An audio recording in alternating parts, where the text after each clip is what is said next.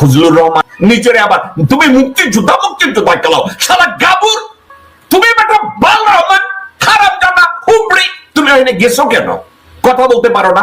বইরা তুমি ঠিক মতো ওইখানে দাঁড়াইয়া যে জবাব দিবা, ওখানে একটা প্রমাণ পাঠাই দিতা, গণ অধিকার পরিষদের তারেককে পাঠাই দিতা, ফারুককে পাঠাই দিতা, ইঞ্জিনিয়ার শাকরে পাঠাই দিতা। বেটা তোমার মতো একটা শিক্ষিত মানুষ পাশে আর এক পাশে এক বেটি মাথায় ঘুমটা পড়ে বলে বাংলাদেশে নাকি সিরিয়া থেকে জঙ্গি এসেছে, আফগানিস্তান থেকে জঙ্গি এসেছে, পাকিস্তান থেকে জঙ্গি, ওই ব্যক্তি ওইখানে বলে। আর ফজলুর রহমান এরকম করে বসে বলে আমার চিনেন, আমি ফজলুর রহমান। ইন্ডিয়ান না তোমার পাশার মধ্যে, তোমার থুতপার মধ্যে 3টা লাথি দিয়া দিছে, তুমি টের পাও না? পরে আর কোনো কথা সহ্য করতে না পাইরা তুমি পালাইছো এখান থেকে। বেটা ঘাচু, যেদিন হাসিনা বাংলাদেশ থেকে পালিয়ে গেছে সেদিন কি হয়েছে আপনারা কি জানেন? এই হিন্দুস্তান টাইম তারা ওখান থেকে বলছে যে হাসিনা ক্ষমতা থেকে চলে গেল এটাই সান্ত্বনা যে হাসিনারই আত্মীয় এখন ক্ষমতায়, হাসিনারই আত্মীয় এখন ক্ষমতায়। হিন্দুস্তান টাইম এই কথা বলেছে। বাংলাদেশের আইন শৃঙ্খলা পরিস্থিতি নিয়ে, বাংলাদেশের হিন্দুদের ধর্ষণ ঠেকানোর জন্য, মন্দির ঠেকানোর জন্য, মুসলমানদের এই যে হিন্দুদের চাতে মেয়েরা রাস্তায় গেলে নাকি মুসলমানরা বৈশা বৈশা আর কাম নাই মুসলমানদের, শুধু বাংলাদেশের মুসলমানদের কামই একটা, হিন্দু মেয়েরা যদি রাস্তায় নামে তাদেরকে আগে শাড়ি খুলে, ছায়া খুলে, ব্লাউজ খুলে, ব্রা খুলে, তারপরে চাপে তাদের। ইন্ডিয়ার এই দুঃখেরই অন্ত নাই। ইন্ডিয়ায় দুঃখ করতে করতে মারা যাইতেছে, আহারে হিন্দু চাপে বাংলাদেশের মুসলমানরা।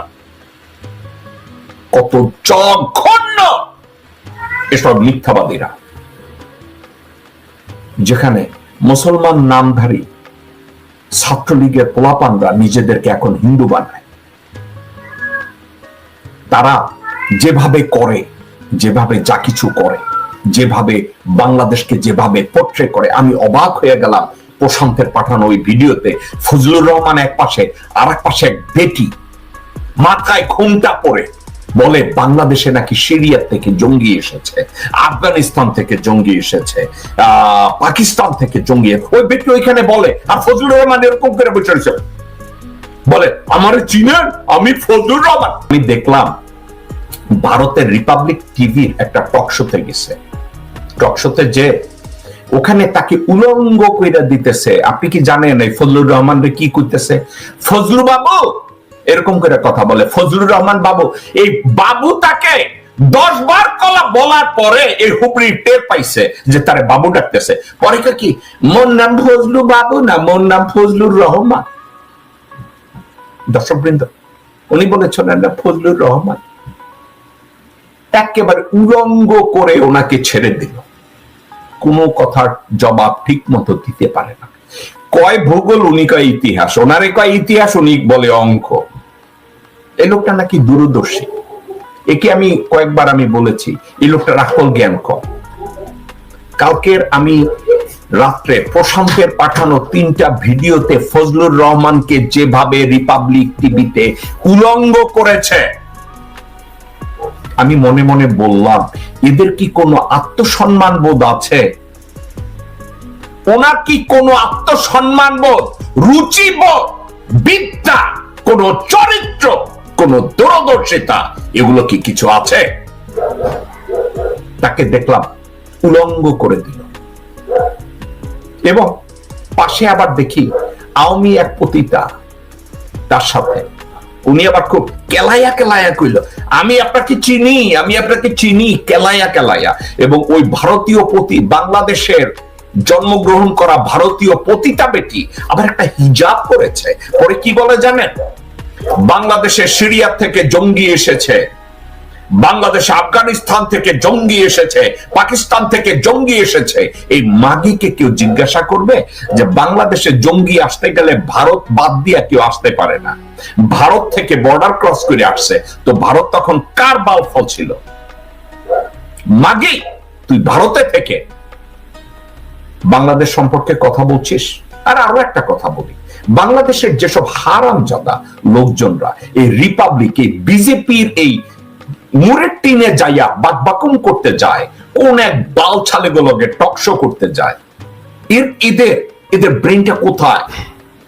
আমি দেখছি ওখানে কারা কারা জানি গেছে, গণ অধিকার পরিষদের কারা কারা জন্য ওখানে গেছে, 2-4 জন। ওখানে গিয়ে তারা দেখছি দুই একটা লোকজন ওই খিস্তি করার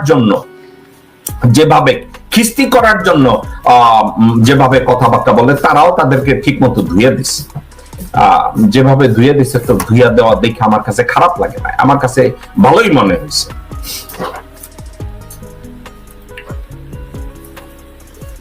তো তাদেরকে কেন ভালো মনে হয়েছে আমার মনে পড়ে যে আমি ছেলেটাকে একবার ইন্টারভিউ করছিলাম, থোয়াই চিংমং শাক, সে বোধহয় গণ অধিকার পরিষদ করে। তাকে যখন ওখানে নিছে রিপাবলিক টিভির ওখানে, থোয়াই মং চিং শাক, সে তাদেরকে দুইয়া দিছে। তারপরে আর এক ভদ্রলোক ছিল মজুমদার যেন, সেও ধুইয়া দিছে। এখন আমি এটাকে লিটারের ধোয়া বলি না, কিন্তু রিপাবলিক টিভির যে স্ট্যান্ডার্ড, ওই স্ট্যান্ডার্ডে তাদেরকে ঠিক মতো ধুইয়া দিছে। কিন্তু সমস্যাটা হইছে যে এই ফজলুর মতো লোকজনরা যখন যায়, উনি আমার বাবার বয়সী ফজলুর রহমান সাহেব, ওনাকে যদি আমি ইজ্জত দিয়ে কথা বলতে যাই, আর ওনার ইজ্জত, উনি যদি ওনার বয়সকে সম্মান না করে, উনি যদি ওনার শিক্ষাকে সম্মান না করে, উনি যদি ওনার আকল বুদ্ধিকে রিকগনাইজ না করে, আমি কিভাবে ওনাকে সম্মান দেব? ঠিক আছে, তো এখন গণ অধিকার পরিষদের ছেলে পান্ডা যেভাবে বাস দিছে, থোয়াই চিংমং ইঞ্জিনিয়ার শাক যেভাবে বাস দিছে, গণ অধিকার পরিষদের ফারুক যেভাবে বাস দিছে, ওরা যায়, ওরা ইয়াং পোলাপান, ওরা নতুন রাজনীতি করে, ওরা যদি ওখানে গিয়ে লাথি গুতা দেয়, লাথির জবাবে লাথি, গালির জবাবে গালি, উলঙ্গর জবাবে উলঙ্গ, ওরা যদি করে আসে, এটা মানায়। কিন্তু বিরক্তি কখন লাগে জানেন? এই ফজলুর রহমানের মতো লোকজন, শামসুজ্জামান দুদুর মতো লোকজন ওখানে গিয়ে যখন অসহায়ের মতো আচরণ করে, বলদের মতো আচরণ করে, অজ্ঞের মতো আচরণ করে, এবং তাদেরকে বাবু, শ্রী এসব নামে তাদেরকে কোচায়া বাংলাদেশকে অসম্মান করে, এবং আওয়ামী লীগের মুসলমান নামধারী প্রতিটা তাদেরকে ঘন্টা পড়াইয়া ওখানে বসাইয়া বাংলাদেশের বদনাম করে, এবং এই বক্তব্যগুলোকে তারা পরোক্ষভাবে সমর্থন করে। তাহলে কোথায় হলো, কিভাবে হলো, কেন হলো? একা একা একটু চিন্তা করে দেখি। আমি এই প্রসঙ্গটাকে আপনাকে কেন টেনে আনলাম? এই যে ওয়াকারুজ, যা বাংলাদেশে আপনারা সবাই জানেন, আপনি জানেন, আমি জানি, বাংলাদেশে অপরাধ প্রবণতা এমন ভাবে বেড়েছে, অপরাধকে জন্য নিয়ন্ত্রণই করা যায় না। কিভাবে নিয়ন্ত্রণ করবেন? ইউনিফর্ম পরে যাকে ম্যাজিস্ট্রেসি পাওয়ার দেওয়া হয়েছে, সে অপরাধীদের আশ্রয় দিচ্ছে। He became godfather. আপনারা বলছেন না mafia Hasina? Now general Waker is the godfather. 5ই আগস্ট হাসিনা যখন পালায়ে গেছে, হিন্দুস্তান টাইমস কি বলছে জানেন? হিন্দুস্তান টাইম বলছে, দর্শকবৃন্দ, আজকের এই সাবজেক্টটা নিয়ে আর কথা বলার, আমি আর কথা বাড়াবো না। আজকের আলোচনাটা আমি এখানেই সীমাবদ্ধ রাখি। আগামীকালকের শনিবার, আগামীকালকের বেশ কিছু সাবজেক্ট আছে আপনাদের সাথে, আমাদের আওয়ার লং কথাবার্তা বলতে হবে। তো আজকের আমি এতটুকু বলবো, বাংলাদেশে অপরাধ বেড়ে যাওয়ার একমাত্র কারণ জেনারেল ওয়াকার। বাংলাদেশের অপরাধ চিত্র বেড়ে যাওয়ার একমাত্র কারণ ওয়াকার পিছনে থেকে ম্যাজিস্ট্রেসি পাওয়ার নেয়ার পরেও এই ম্যাজিস্ট্রেসি পাওয়ার তিনি ব্যবহার করেন না। ওয়াকার আওয়ামী লীগের খুনিদের, আওয়ামী লীগ অপরাধীদের, আওয়ামী ধর্ষকদের, আওয়ামী হেলমেট পরা খুনিদেরকে উনি সেনাভবন এবং বঙ্গভবনে আশ্রয় দিয়ে রেখেছেন, এবং এদেরকে আশ্রয় দিয়ে রেখেছে বিএনপির এমপি না, বিএনপির সিনিয়র নেতা যারা ভারতপন্থী, তাদের বাসায় এরা লুকিয়ে আছে। এখন আমি যদি লেফটেন্যান্ট জেনারেল জাহাঙ্গীর আলমকে বলি এদের বাসা রেড দেন, আপনাদেরকে আমি লিখিত দেই, এরা রেড দিতে যাবে না। এরা মির্জা ফখরুলের বাসাও রেড দিবে না, এরা আব্দুল আউয়াল মিন্টুর বাসাও রেড দিবে না, এরা রেড দিবে না। কিন্তু জাহাঙ্গীর আলম সাহেব একদিন একটা হেডাম দেখান। আপনারা দেখতে তো মনে হয় আপনি কোন বাসার চাকর, বোধহয় কোন রকম আপনি বাইরে এসেছেন, একটু জামা কাপড় পরিবর্তন করেন, দাঁত তো চেহারা সুরতটা একটু ঘষে মাঞ্জা ঠিক করেন, গোলালুর স্বরাষ্ট্রমন্ত্রী হয়েছেন, একটু হেডামটা দেখান রে ভাই। কি কথাবার্তা বলেন আপনার?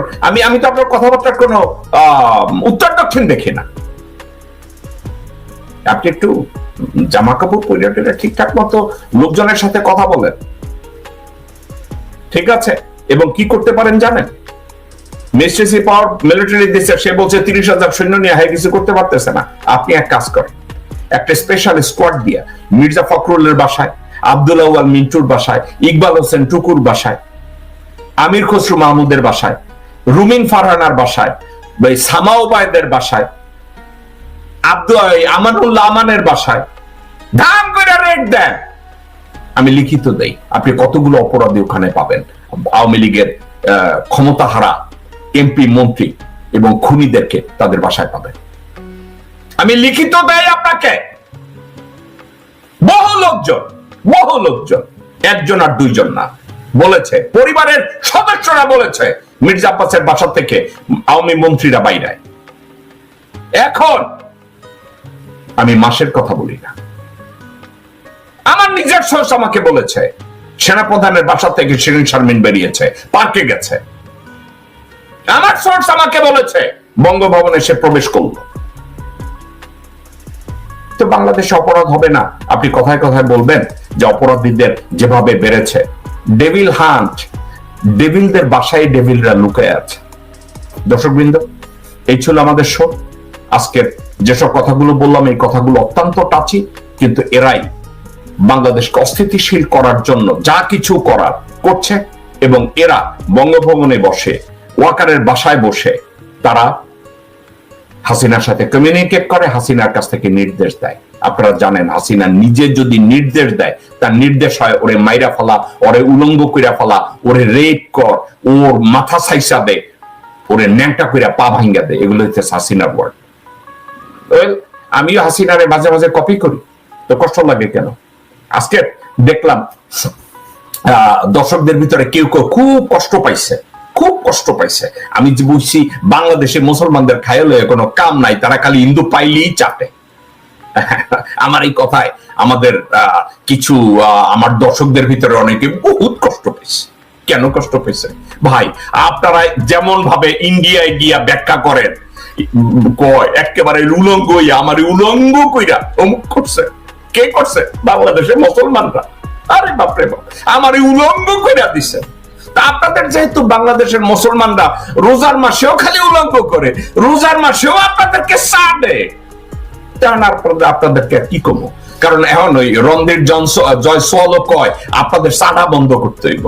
বাংলাদেশের মুসলমানরা আমি জানি না রে ভাই, এই আপনারা এই রোজার মাসে, আমি তো জানি যে আপনারা আল্লাহর উদ্দেশ্যে ধর্ম পালন করছেন, সিয়াম সাধনা করছেন, আপনাদের সময় নাই কোনো কাউকে চাটার জন্য।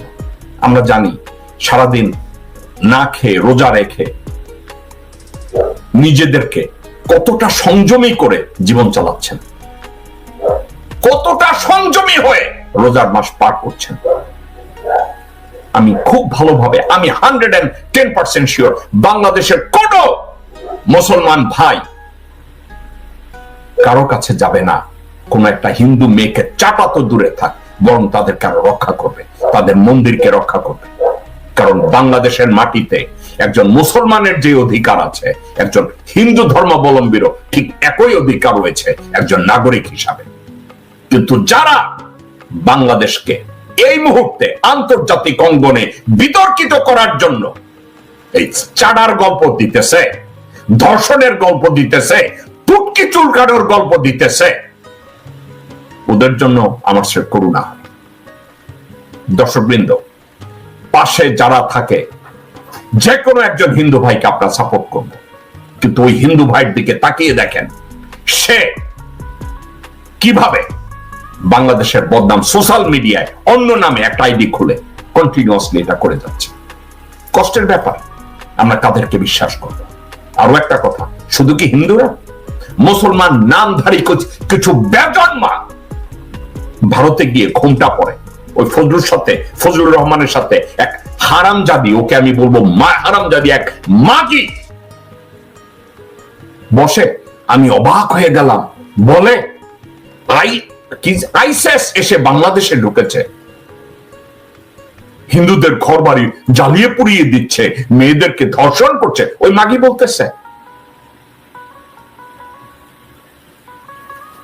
দর্শকবৃন্দ, এই হচ্ছে আমাদের বর্তমান পৃথিবী। আল্লাহ আমাকে মাফ করুক, আল্লাহ আপনাদেরকে মাফ করুক।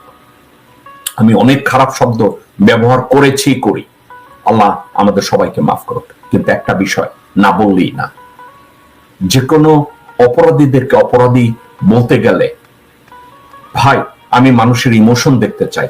আমার ইমোশন বলে এদেরকে জুতা পেটা করে বাংলাদেশ থেকে আমি এদেরকে বের করি, কারণ এরা মানুষ নামের যোগ্য না। বাংলাদেশের মতো একটা পবিত্র ভূমিতে এদের থাকা কোনো অধিকার নাই।